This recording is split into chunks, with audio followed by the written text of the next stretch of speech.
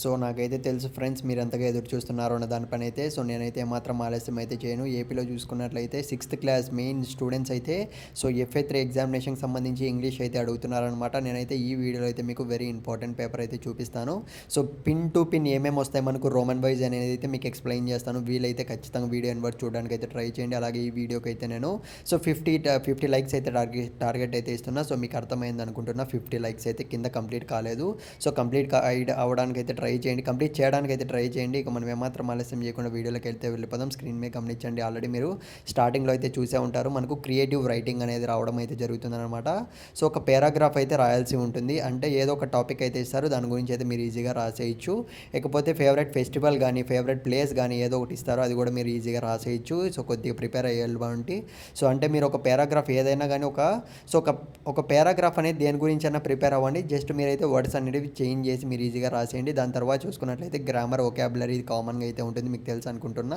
So దాని తర్వాత చూసుకున్నట్లయితే పారాగ్రాఫ్ ఇచ్చేసి ఒక చిన్న క్వశ్చన్స్ అనేవి అయితే అడుగుతారు, మల్టిపుల్ చాయిస్ క్వశ్చన్స్ అనేవి.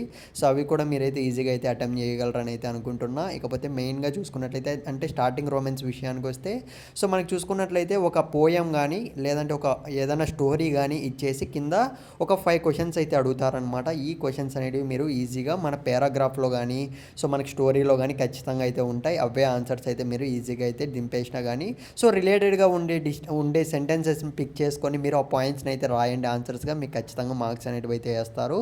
సో ఇకపోతే మెయిన్గా ఫస్ట్ రోమన్ విషయానికి వస్తే సో మనకైతే ప్రతి ఇయర్ చూసుకున్నట్లయితే వేరే అవుతాయి, అంటే చేంజెస్ అనేటివి ఉంటాయన్నమాట ప్రతి రోమెన్స్కి.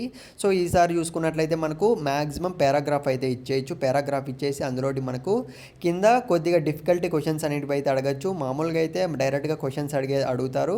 సో మనకు ఈ ఇయర్ చూసుకున్నట్లయితే మల్టిపుల్ చాయిస్ క్వశ్చన్స్ అడిగే ఛాన్స్ ఉంది మామ, మీరు గుర్తుపెట్టుకోండి ఖచ్చితంగా. సో ఈజీగా అయితే రాసేయచ్చు అనమాట. అలాగే మ్యాథమెటిక్స్ కావాలంటే సిక్స్త్ క్లాస్ స్టూడెంట్స్కి ఎఫ్ఏ3 ఖచ్చితంగా మీరు కామెంట్ చేయండి. ఆల్రెడీ పార్ట్ 1 వీడియో అయితే పెట్టాం, వెంటనే వెళ్ళి చూసేయండి. సో చూడకుంటే మాత్రం నేనైతే పార్ట్ 2 కూడా పెడతాను, మీకు టైం అనేది ఎక్కువ లేదు. సో ఇదైతే మీరు ఎక్కువ ప్రిపేర్ అవ్వకండి, ఇంగ్లీష్ అనేది మీరు ఈజీగా పాస్ అయిపోవచ్చు. కావాలంటే ఇంగ్లీష్ మీకు పార్ట్ బి కావాలన్నా పెడతాను, అంటే ఇంకో క్వశ్చన్ పేపర్ ఉంది.